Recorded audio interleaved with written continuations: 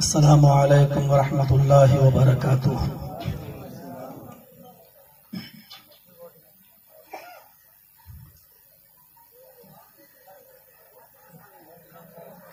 अल्हम्दुलिल्लाह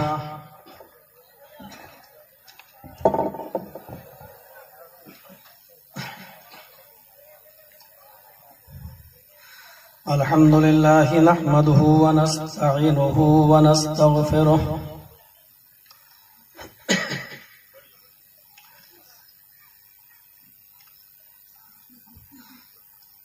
व नऊज़ु बिल्लाहि मिन शुरूरि अनफुसिना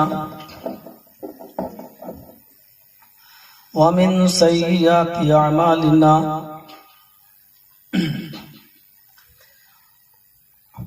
मन यहदिहिल्लाहु फला मुज़िल्ल लहु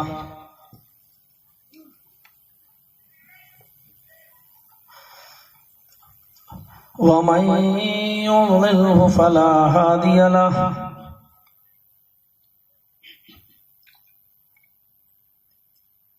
व अशहदु अल्ला इलाहा इल्लल्लाह वहदहु ला शरीक लहु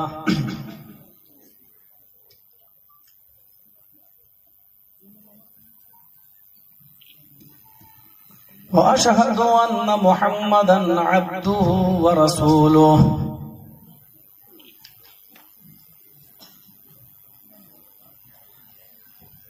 अम्मा बअद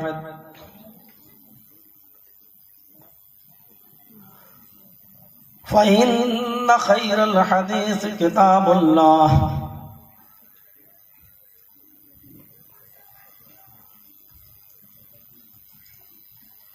व खैरल हदी हदी मुहम्मदिन सल्लल्लाहु अलैहि वसल्लम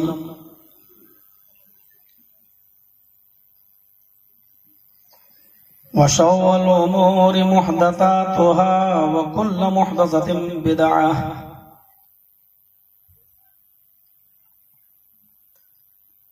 व कुल्लु बिदअतिन ज़लालह व कुल्लु ज़लालतिन फिन्नार।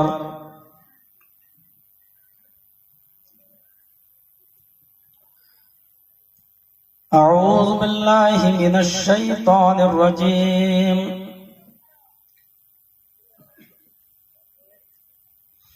बिस्मिल्लाहिर रहमानिर रहीम।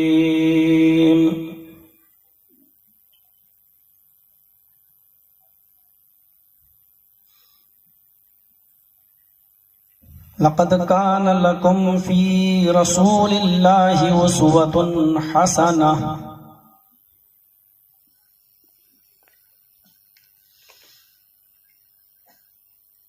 रब्बि इश्रह ली सदरी व यस्सिर ली अमरी वहलुल उक़दतम मिन लिसानी यफ़क़हू क़ौली।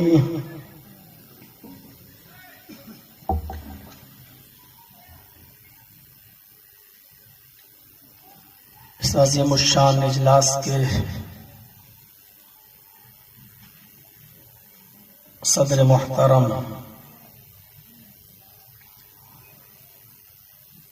इलाके की मुअज़्ज़ज़ शख्सियत फ़ज़ीलतुश शेख हाफिज़ व मौलाना क़ुतबुर रहमान साहब अल फैज़ी हफ़िज़हुल्लाह,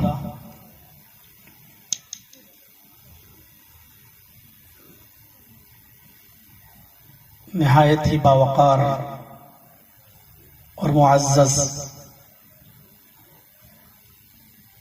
मोहतरम नाज़िम इजलास फ़ज़ीलतुश शेख मोहम्मद अशफ़ाक़ सज्जाद अस्सलफ़ी हफ़िज़हुल्लाह,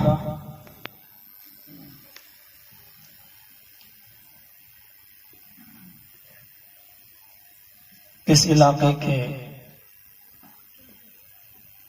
और स्टेज पर जलवानुमा निहायत ही मुअज़्ज़ज़ मुअक्कर उलमाए किराम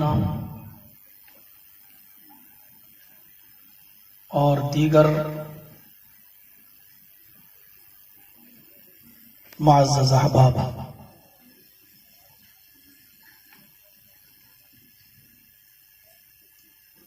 डिस्ट्रिक्ट मधुपुर और उसके अतराफ व अकनाफ से तशरीफ लाए हुए, कुर्ब जवार से तशरीफ लाए हुए निहायत ही मोहतरम सामईन हजरात, कौम व मिल्लत के लायकवर नौजवानों, मुस्तकबिल के होनहार अजीज बच्चों,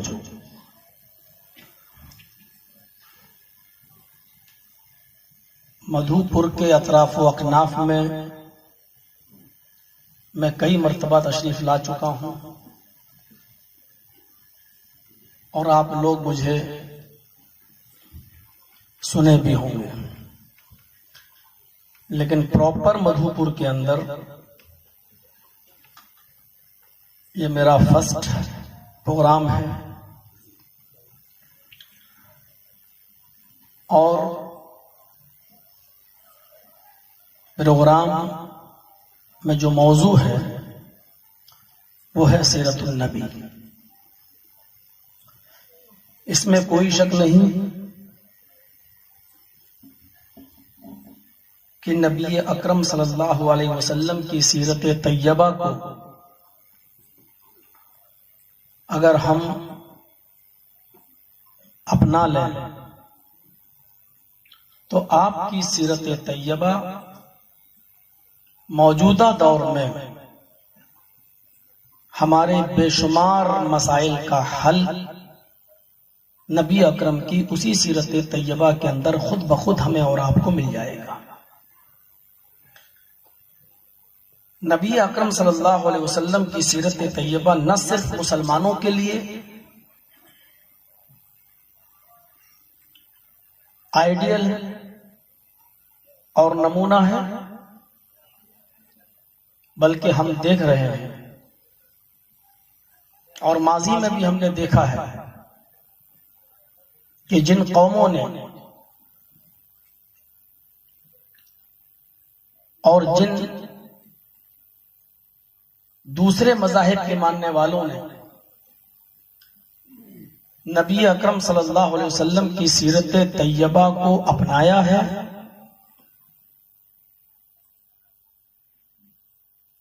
वो चीख पड़े कि कामयाबी और कामरानी सीरत तैयबा को अपनाने में ही है। बड़ी बड़ी मोटी किताबें और ज़ख़ीम किताबें तक लिख डाले नबी अकरम सल्लल्लाहु अलैहि वसल्लम की सीरत तैयबा पर। मुसलमान नहीं, गैर मुस्लिमों ने नबी अकरम सल्लल्लाहु अलैहि वसल्लम की सीरत तैयबा को अपनाया भी है और उसके फवाइद का जिक्र भी किया है और अलल ऐलान डंके की चोट पर उसको उन्होंने कबूल भी किया है।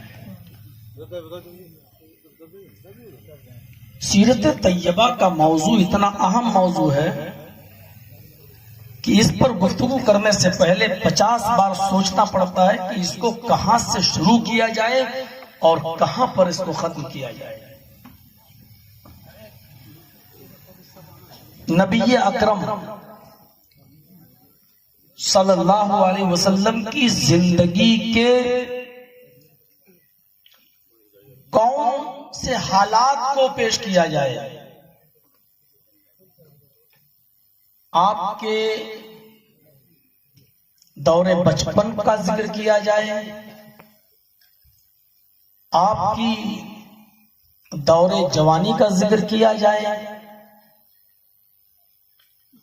आपकी मक्की जिंदगी का जिक्र किया जाए, आपकी मदनी जिंदगी का जिक्र किया जाए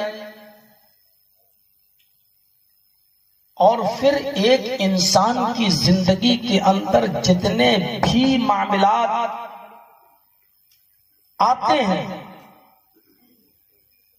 उन तमाम मामलात के अंदर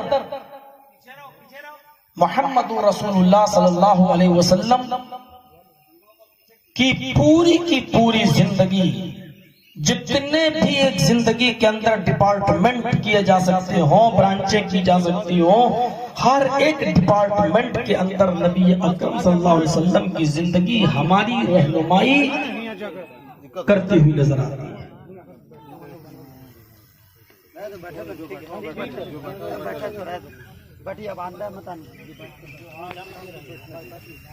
इंसान की जिंदगी के अंदर बहुत सी चीजें आती हैं। जिंदगी का कोई भी शोबा हमें खाली नजर नहीं आता है। जिंदगी के हर शोबे के अंदर रसूलुल्लाह सल्लल्लाहु अलैहि वसल्लम हमारी रहनुमाई करते हुए नजर आते हैं। कैसे उठना चाहिए, कैसे बैठना चाहिए, कैसे चलना चाहिए, कैसे खाना चाहिए, कैसे पीना चाहिए, कैसे नमाज पढ़ना चाहिए, कैसे रोजा रखना चाहिए, कैसे ज़कात देना चाहिए, कैसे हज करना चाहिए, यतीमों के साथ कैसे रहा जाए, गरीबों के साथ हमारा हुस्न सलूक क्या होना चाहिए, बेवाओं के साथ हमारा क्या मामला होना चाहिए, शादी और ब्याह किस तरीके से होना चाहिए। अलगर्ज़ एक इंसान की जिंदगी में जितने भी नशे व फराज आते हैं, उतारो चढ़ाओ, पैदाइश से लेकर मौत तक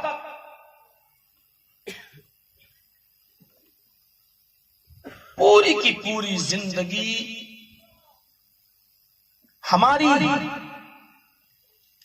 उस जिंदगी के लिए रहनुमाई करती है। मैं जनाब मोहम्मद रसूलुल्लाह सल्लल्लाहु अलैहि वसल्लम की सीरत तैयबा, इसलिए बहुत शॉर्ट में, मुख्तसर जुमले में अल्लाह तबारक व तआला ने एक समंदर को यूं कहूं कि कूजे में बंद कर दिया, एक घड़े में और मटके में बंद कर दिया, तो ये गलत नहीं होगा। अल्लाह तबारक व तआला ने बहुत मुख्तसर जुमले में ये कह दिया कि लक़द काना लकुम फी रसूलिल्लाहि उस्वतुन हसना, तुम्हारे लिए मुहम्मदुर रसूलुल्लाह सल्लल्लाहु अलैहि वसल्लम की पूरी जिंदगी एक बेहतरीन आइडियल है, एक बेहतरीन नमूना है।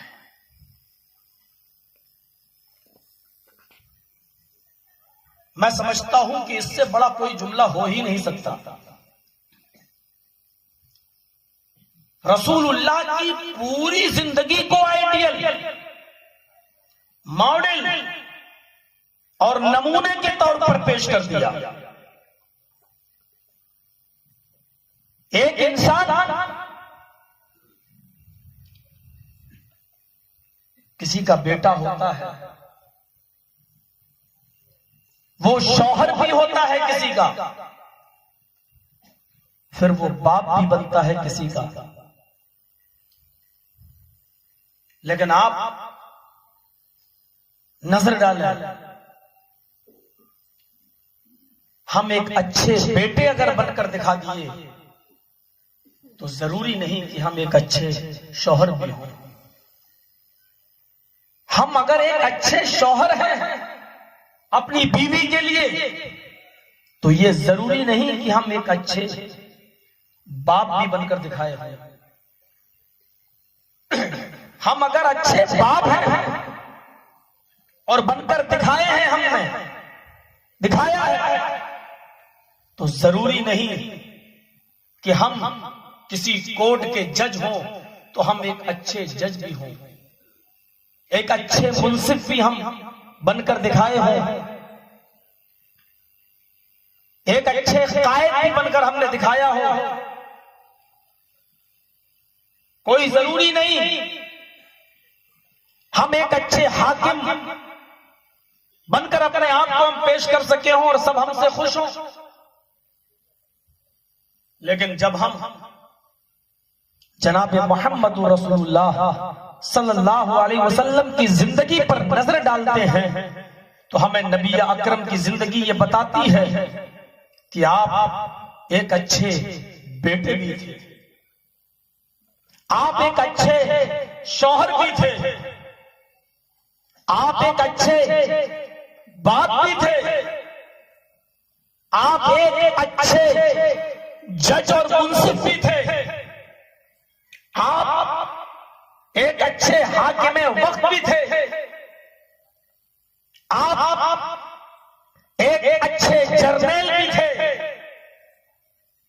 आप एक अच्छे बिजनेसमैन ताजिर भी थे, आप एक अच्छे दाई भी थे, आप एक अच्छे आबिद व जाहिद भी थे, आप एक अच्छे साबिर व शाकिर भी थे। एक इंसान जो कुछ भी हो सकता है वो सारी चीजों के मालिक थे जनाब मोहम्मद रसूलुल्लाह सल्लल्लाहु अलैहि वसल्लम। मैं नबी अकरम की जिंदगी के बाज़ गोशों पर मैं आपकी याद दहानी दिलाऊंगा, आप का जहन लेके चलूंगा। आप किसी के बेटे होंगे, इसमें कोई शक नहीं, लेकिन जरूरी नहीं कि आपके माँ बाप आपसे खुश हों। बहुत से ऐसे यहां बेटे होंगे जो अपने माँ बाप को वो दर्जा नहीं देते हैं जो देना चाहिए, या यूं कह लीजिए कि वो अपने बाप की नजर में एक अच्छा बेटा बनकर नहीं दिखा सके। और नजर डालिए कितनी मर्तबा आपको आपके माँ बाप ने समझाया होगा कि बेटे ज्यादा रात में घर मत आया करो, जब तक तुम घर नहीं आ जाते हम जागते रहते हैं, हमें परेशानी होती है। कितने नौजवान यहां ऐसे होंगे जो अपने माँ बाप की इस बात को नहीं मानते। कितने नौजवान ऐसे होंगे जो जमीन और जायदाद के बंटवारे को लेकर अपने माँ बाप से रूठे हुए होंगे। लेकिन एक तायराना नजर डालिए जनाबे मोहम्मद रसूलुल्लाह सल्लल्लाहु अलैहि वसल्लम की जिंदगी पर। आप पैदा हुए, आमीना के शिकम से बाहर आए, सब जानते हैं। मोहम्मद रसूलुल्लाह सल्लल्लाहु अलैहि वसल्लम ने अपने बाप को नहीं देखा।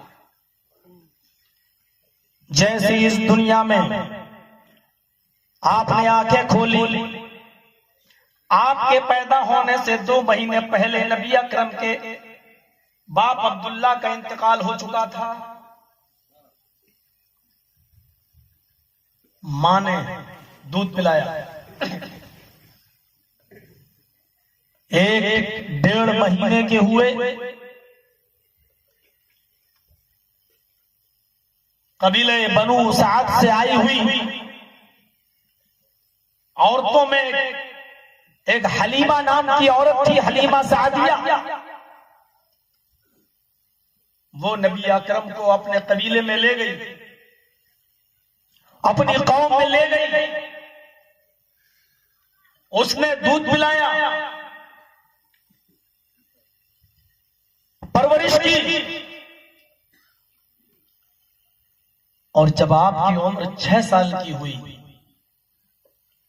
तो आप अपनी मां आमीना के साथ अपने नाना और मामू के घर गए हुए थे। 1 महीना आपने वहां गुजारा मदीने में। और जब उनकी मां आमीना लौटकर मक्के की तरफ आ रही थी और अपने लल्ले जिगर मोहम्मद इब्ने अब्दुल्लाह को अपने साथ लेकर आ रही थी। तो रास्ते में एक मकाम पड़ता है जिस मकाम का नाम है मकाम अबवा। कहने लगी बेटे चलो मैं तुम्हारे अब्बू की कब्र तुम्हें दिखाती हूं। तुम्हारे अब्बू कहां हैं आज मैं तुम्हें बताती हूं। 6 साल की उम्र, नजर डाल के देख लीजिए कि 5-6 साल के बच्चों पर क्या उम्र होती है।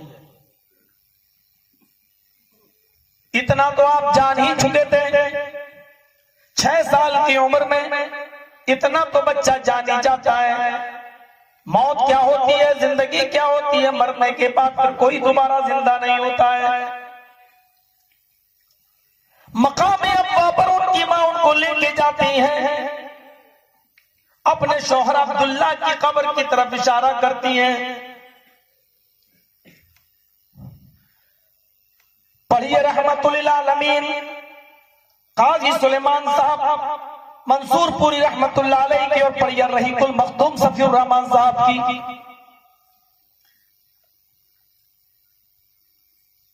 अपने अब्बू की कब्र को 6 साल की उम्र में आप देखते हैं, बेतहाशा आपकी आंखों में आंसू आ जाते हैं। 6 साल के हैं मोहम्मद इब्ने अब्दुल्लाह और आपकी आंखों में आंसू हैं।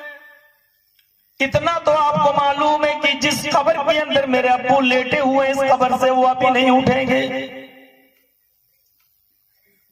छोटे छोटे बच्चों को माए कई तरीके से तसल्ली देती हैं, सो रहे अभी नहीं आएंगे, बेटे थोड़े और बड़े हो जाओगे तब आएंगे। माँ अपने औलाद को, अपने बच्चों को ढारस दे दे के और तसल्ली दे दे के पालती और पोसती रहती है। लेकिन यहां आमीना का अपना यह हाल है कि अपने शौहर की कब्र को देखकर वो भी आउट ऑफ कंट्रोल हो जाती हैं, वो भी बेकाबू हो जाती हैं। अपने शौहर की जुदाई उनको बर्दाश्त नहीं होती है। कब्र को देखते ही गशीदारी हो जाती है। अल्लामा हिशाम ने सीरतुन नबी के अंदर नकल किया है, जैसी गशीदारी हुई उनको कब्र देखते देखते चक्कर आए, सर घूमा और वो जमीन के ऊपर गिरी। और जैसे ही वो जमीन के ऊपर गिरी उनकी रूह को कब से उनसुरी से परवाज कर लिया गया, उनकी रूह कब से उनसुरी से परवाज हो गई। आमीना भी इस दारे फानी से कूच कर गई। 6 साल का बच्चा मोहम्मद इब्ने अब्दुल्लाह जो अभी अपने बाप की कब्र को देखकर रो रहे थे। गौर करो उसी कब्र के पास आपकी मां आमीना भी चल बसी हो। उस छोटे से बच्चे के दिल पर क्या गुजरी होगी जो अब इतना समझदार हो चुका है कि मेरी मां भी अब इस दारे फानी से जा चुकी है, वो भी हाल फिलहाल अभी मुझे मिलने वाली नहीं है, जिंदा होने वाली नहीं है। मेरे प्यारे साथियों, अपने माँ बाप की जुदाई में रोना और आंखों से आंसू बहाना